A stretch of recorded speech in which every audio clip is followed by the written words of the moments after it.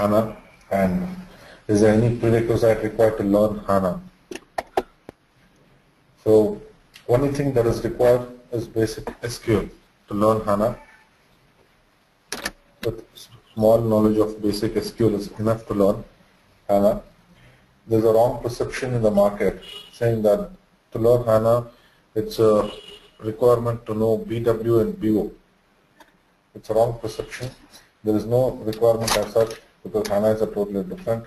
The only knowledge that is required is basic SQL here. Even ABAPers, any module, or even PHP or .NET or Java, JSP people can also learn HANA here.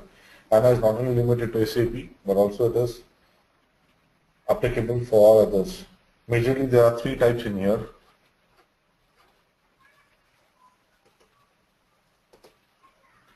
Majorly there are three types here. So one role is SAP developer.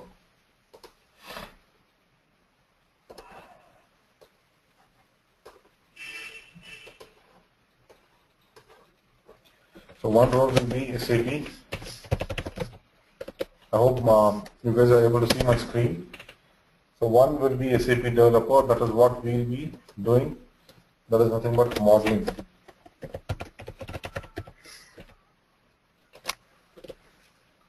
And the next role will be SAP administrator.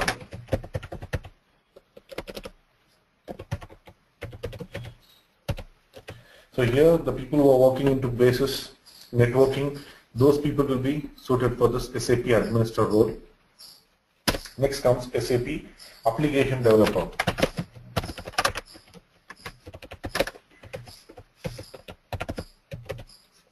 So here all our JSP, .NET people can work here as application developers. So there are majorly three roles in SAP HANA.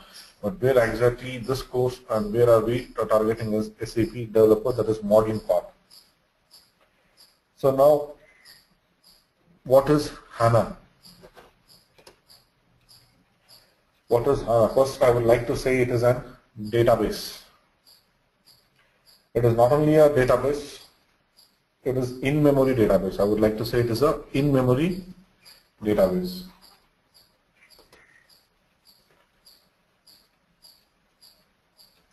And secondly, what is HANA? It is a database. It is an in-memory database. It is a hardware structure plus software component.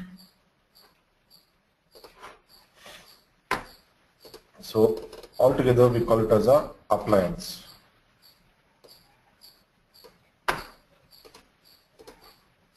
So first of all, it is a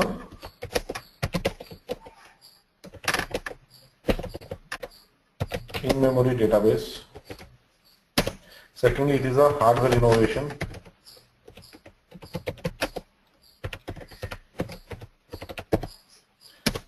Thirdly, it is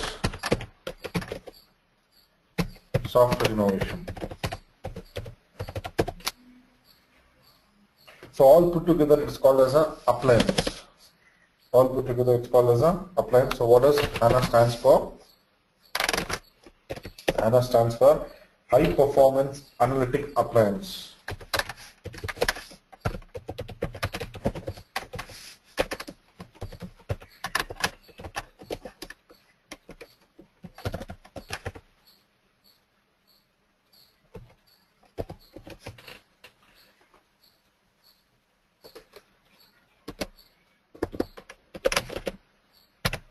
So HANA means High Performance Analytic Appliance. So HANA appliance is nothing but it's a mixture because it is a platform that is providing us all these three combination, that is in-memory database technology, hardware innovation and a software innovation. So we call HANA as a appliance. So here you should majorly target for this word here, appliance. So now in the traditional approach, before going to that, I would like to ask you guys, what is the requirement? Why do we need HANA? Why do we require HANA? Is it really required when we have already a Oracle database or other databases already there? Then why do we require in-memory database called HANA here? Let me give you an example of Big Bazaar. in traditional approach, there are two systems. I hope you guys know that it is OLTP and OLAP system.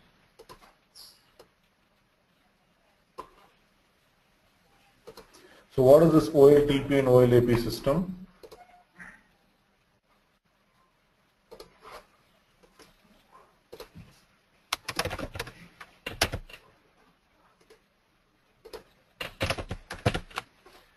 So OLTP system is nothing but online transactional system that facilitates and manage the transactional application. The day-to-day transactions are stored in OLTP system. So OLTP is for transactional system. It's for storing the transactional data. And OLAP system is nothing but online analytical system for multi-dimensional queries, for multi-dimensional data for analytic purpose. So I was telling you about the example of Big Bazaar. So here the OLTP system, it stores everyday sales transaction data. That is, suppose in Big Bazaar, every day there will be around 1 lakh of articles. 1 lakh of articles will be sold, and these sales data are moved into OLAP system from OLTP system. Everyday transaction data is moved, that entire 1 lakh of transaction which is happening in one single day, the transaction data is stored in OLTP system. And let's assume for every week, for every month, or for every quarter, I have to move this sales data into a system for storage purpose, that's called historical purpose, that's called OLAP system. Here the drawback is, in this case, I'm not able to download last 1 hour data, last 1 day data, or last 1 week sales data here, because we are not moving the data day to day. We are moving weekly, monthly, or periodically we are moving it into OLAP system. So I'm not able to do analysis on the last day or last week, as the real-time data is not available. That was a drawback here. Because normally the reporting happens on top of OLAP system. Normally the report will be happening on top of OLAP system. So when you're doing a reporting, you're not doing a reporting on the real-time data. You're doing a reporting on the historical data, that is on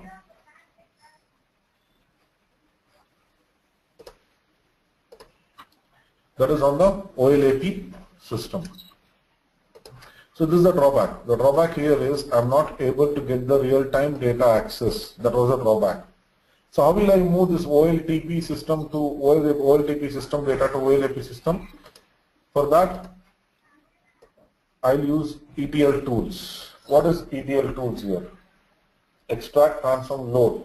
The only drawback in this approach is I'm not able to move the real-time data, as because I'm moving it periodically. The drawback here is I'm not able to generate a report on real-time basis. Example, real-time data is not available immediately, like our mails, like our WhatsApp or Facebook. Suppose if you upload a photo and immediately someone likes it, so it is immediate. So on real-time it is. The real-time data is available immediately, instantly. But this is not happening here.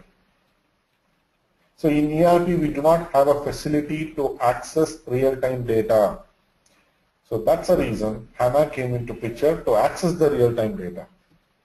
For example, is it okay or is it right for a company to know that today's sales loss is around 1 lakh? But the company is getting to know about this after a month. Is it right? No. So it is not right. So in real-time data, because the real-time data is not readily made available for the reporting purpose. So the company will get to know about this loss only periodically when it moves the data from OLTP to OLAP system.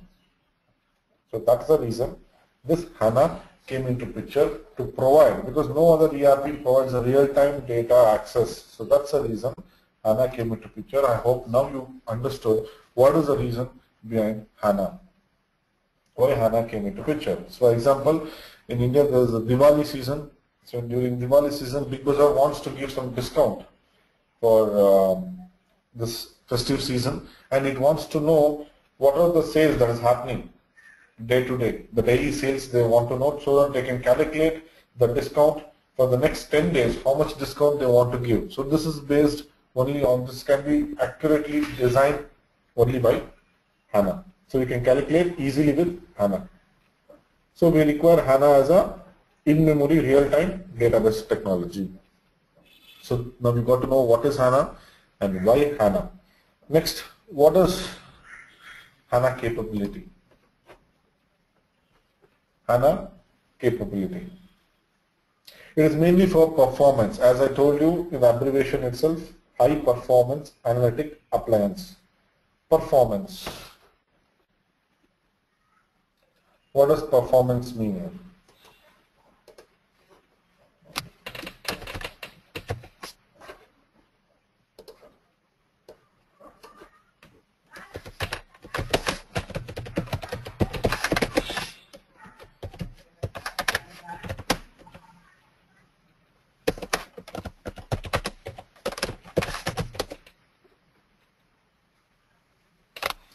So what is performance here? What does performance mean here? How performance is achieved? How the performance is achieved? It's achieved because in-memory database. It's achieved because of the in-memory database. What is in-memory database here now? What does this in-memory database mean?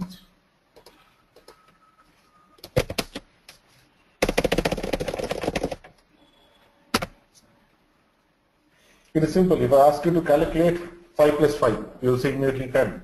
If I ask you to calculate 10 plus 10, you will say immediately 20. But if I ask you to calculate what is 192 into 196, you can't.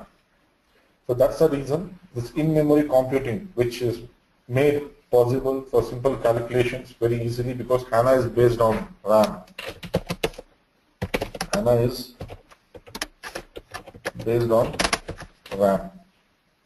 That is, processing plus calculation is done on the RAM itself.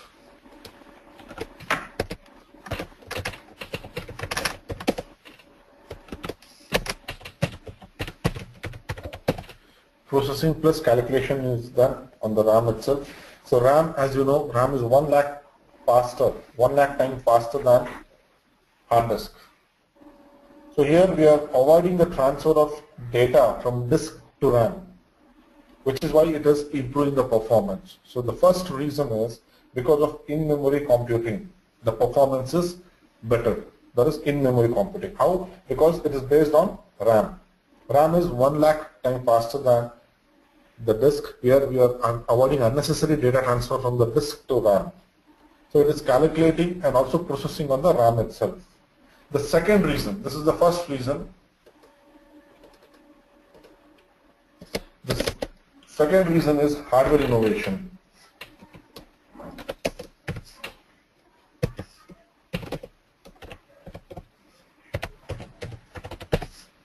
What is this hardware innovation? Example, in our laptop, if I say we have dual core, quad core, it means we have 2 cores or 4 cores available in our laptop. For what reason? To do multitasking. For multitasking, we have 2 or 4 cores. So this hardware innovation has brought us a single CPU with a blade concept. A single CPU can accommodate more CPUs. Single CPU can accommodate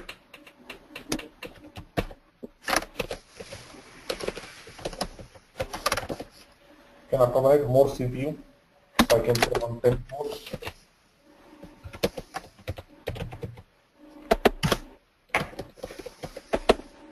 And single CPU board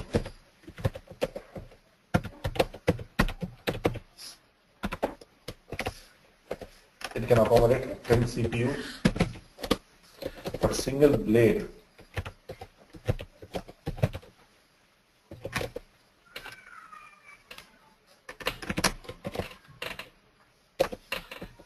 CPU boards it can accommodate. So single CPU can accommodate 10 cores, single CPU board can accommodate 10 CPUs, and single blade can accommodate 10 CPU boards. So this is how it has made up innovation in hardware. That is totally how many cores I have here? How many cores I have here? 10 into 10 into 10. So I have here 1000 cores. It's 1000 core processor fast. It's a 1000 core processor system. So data processing is much faster. So this is one of the reasons for the performance. First one is it's based on RAM. Second one is it's hardware innovation. And third one is it is a software innovation. What is the software innovation?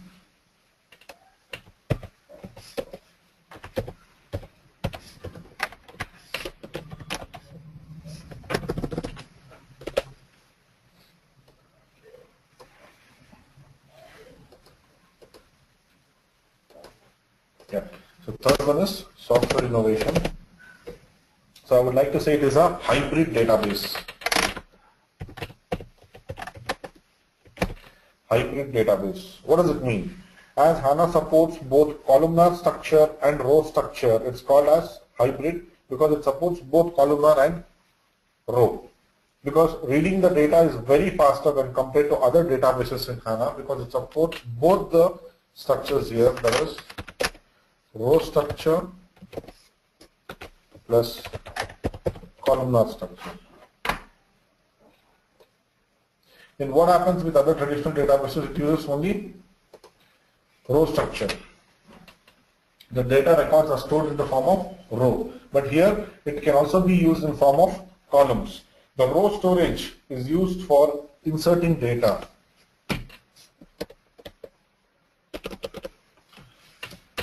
Row is used for inserting the data, and columnar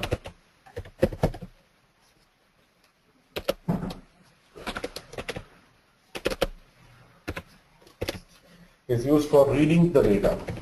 So one is used for inserting the data to the database and one is used for reading the data. So this is how it gives a quick,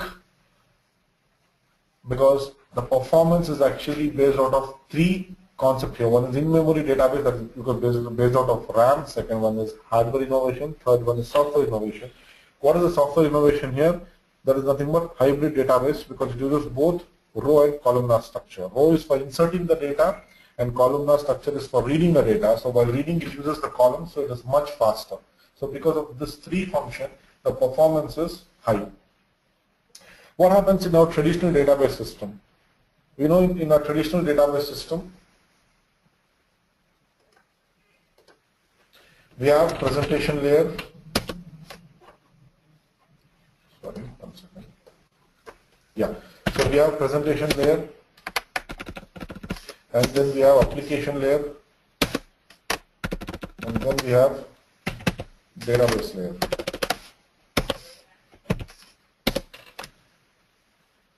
So presentation layer, application layer, and database layer. So what happens in this approach? We fetch the data from a database, process it in the application layer, do all the calculation in the application layer, and then send the result in the presentation layer. But what happens with in-memory database technology? We are calculating,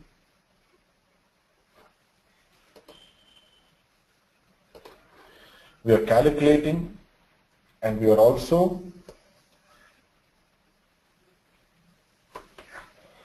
calculating and also we are processing it. We are taking the data, we are calculating it and directly sending the end result to application layer. Excuse me. So we are avoiding the unnecessary moving of data to application layer, but we are not moving the data to application layer here, but we are moving the result to application layer directly. That's how it is improving the performance, because it's an in-memory database technology, and as discussed, it uses 1000 cores. So parallel operation using RAM. Parallel operation will be used using round robin method. That is why it is very fast and quick. So more core, more performance. Simple. So SAP HANA is not only the first in-memory product of SAP, then what was there before?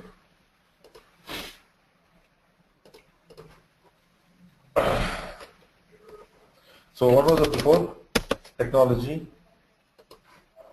So this SAP HANA is not the first one as an in-memory product what SAP launched. Before this, in 1999, they came up with APO, Advanced Planning Optimizer. And secondly, in 2004, they came up with CREX. And in 2006, they came up with BWA, Business Warehouse Accelerator, Business Warehouse Accelerator. And in 2010, November, they came with a full-fledged HANA. So why APO failed, why TREX failed? BW is still fine, but APO had its own drawbacks. So they had to come up with a new product. So in 2010 November, they came up with full-fledged access of SAP HANA. And the latest version, which is available in the market, is Service Pack 8. The latest version which is available is Service Pack 8. But what is the version that you are learning? If someone asks what is the version that you are learning in HANA, it is 1.0. 1.0 is nothing but your version.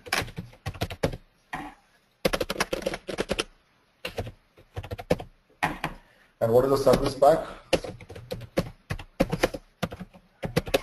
Service Pack is 8. So you want to learn the HANA version 1.0 to the Service Pack 8. So different HANA editions are available in different packages as per the client requirement, like our car with different modules. So SAP is not providing the hardware to customer. When a customer purchases HANA, SAP is not providing any hardware here. Then who is providing the hardware to the customers? When they purchase a HANA, who is providing the hardware here? The vendors. Vendors are providing the hardware.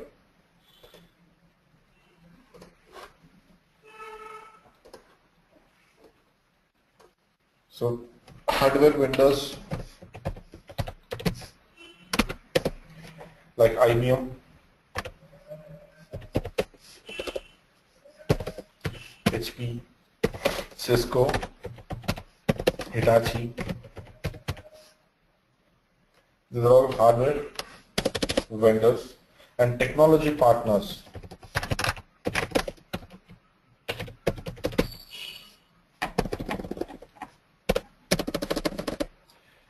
So the technology partners are Intel and SUSE Linux. So SUSE Linux SUSE is nothing but a Linux environment where HANA can run or install. So these are technology partners, and the vendors are IBM, HP, and Cisco and Hitachi. So these are the vendors. When actually SAP is purchased by customer, he is not receiving any hardware from SAP, but the vendors like Cisco, Hitachi, and IBM, they actually provide the hardware. So far, any doubts?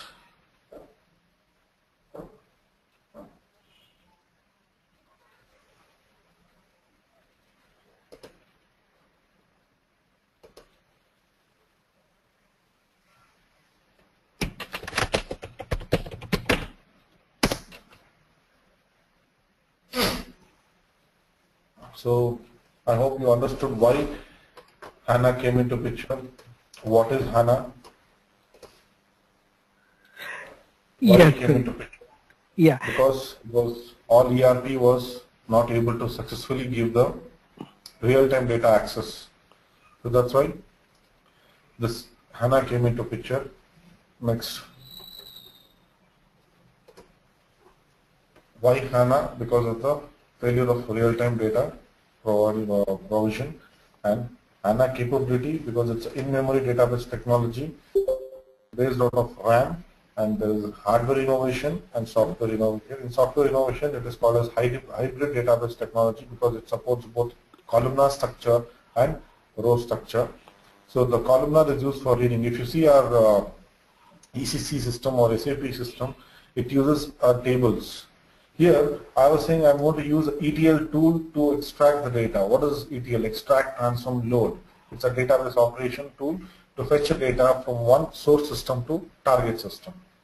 Why I have to move here? Suppose if I replace this, I'll be teaching that in the next class.